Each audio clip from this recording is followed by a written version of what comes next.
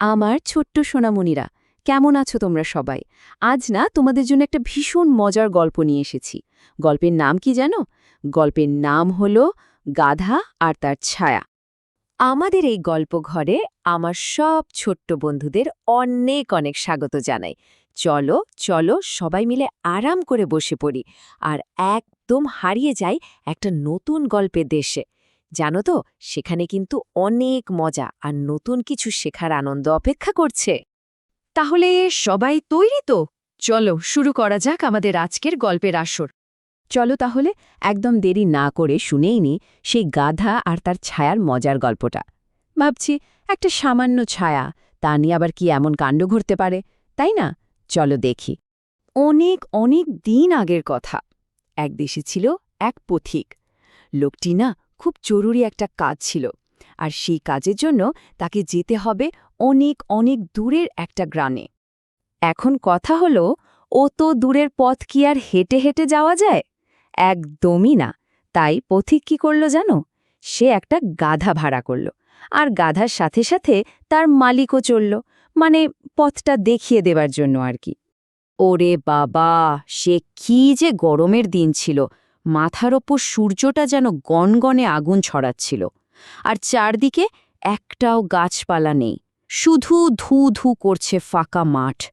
গরমে তো সবার একেবারে প্রাণ যায় যায় অবস্থা। আচ্ছা আমার সোনামণিরা, তোমরাই একটু বলো তো, এত রোদের মধ্যে যেখানে একটা গাছ নেই, এক ফোঁটা ছায়া নেই, সেখানে কি করা যেতে পারে? পথিক বেচারাও ঠিক এই কথাই ভাবছিল। রোদে হাঁটতে হাঁটতে পথিকটা তো একেবারে ক্লান্ত ও পরিশ্রান্ত হয়ে পড়েছিল। সে ভাবল, না, আর এক পাও এগোনো যাবে না, এখন একটু বিশ্রাম না নিলেই নয়। আর যেই না ওরা একটু জিরিয়ে নিতে গেল, ঠিক তখনই শুরু হলো এক কাণ্ড। একটা অদ্ভুত, আর কি বলবো, একদম বোকা বোকা ঝগড়া। পথিক তো এদিক ওদিক তাকিয়ে দেখল, কিন্তু কই, কোথাও তো কোনো ছায়া নেই। যা একটুখানি ছায়া দেখা যাচ্ছে, সেটাও ওই গাধাটার শরীরের। ব্যাস, আর কি চাই? সে আর একটুও দেরি না করে টুক করে গিয়ে বসে পড়ল গাধাটার ছায়ার নিচে। আর যেই না পথিকটা ছায়ায় বসেছে, অমনি গাধার মালিকের মেজাজ গেল খারাপ হয়ে। সে তো রেগে একেবারে আগুন। পথিককে বলল, এই যমশাই, উঠুন উঠুন বলছি ওখান থেকে। আমি আপনাকে আমার গাধাটা ভাড়া দিয়েছি, গাধার ছায়া তো ভাড়া দিইনি। পথিকও ছাড়ার পাত্র নয়। সেও কোমর বেঁধে জবাব দিল, আরে বাহ, বেশ কথা তো। গাধাটাকে যখন টাকা দিয়ে ভাড়া নিয়েছি, তখন তার ছায়াটাও আমার, আমি এখানেই বসব। তোমরাই বলো, কি একটা বোকা বোকা ঝগড়া, তাই না? তো এই যে বোকাদের মতো ঝগড়া শুরু হলো, এর ফলটা কি হলো দেখা যাক। তোমরা কি কিছু ভাবতে পারছো কি হতে পারে?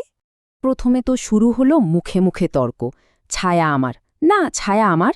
তারপর সেই কথা কাটাকাটি থেকে কি হলো জানো? একেবারে হাতাহাতি, মারামারি শুরু হয়ে গেল।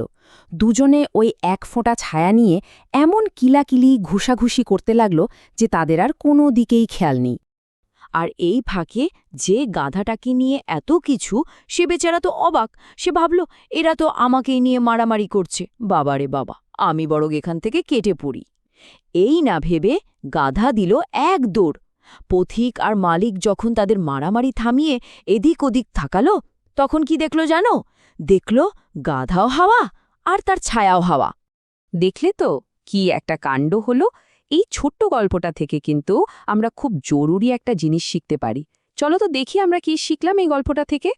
প্রথমেই বলি, খুব ছোটখাটো সামান্য বিষয় নিয়ে ঝগড়া করাটা একদম বোকার মতো কাজ। দেখো, পথিক আর গাধার মালিক একটা ছাড়া নিয়ে এমন ঝগড়া বাঁধিয়ে দিল যে শেষে আসল জিনিসটাকেই, মানে তাদের গাধাটাকেই হারিয়ে ফেলল। ঠিক যেমন ধরো, তোমরা বন্ধুরা মিলে একটা খেলনা নিয়ে টানাটানি করছো, এটা আমার, না এটা আমার, করতে করতে দেখা গেল খেলনাটাই ধুম করে ভেঙে গেল। তখন কি হলো? কেউই তো আর খেলতে পারল না, তাই না? তাই সবসময় মনে রাখতে হবে, বোকার মতো ঝগড়া করলে আসল জিনিসটাই কিন্তু হাত থেকে চলে যায়। আসল আনন্দ তো মাথা ঠান্ডা রেখে সবার সাথে মিলেমিশে থাকার মধ্যেই।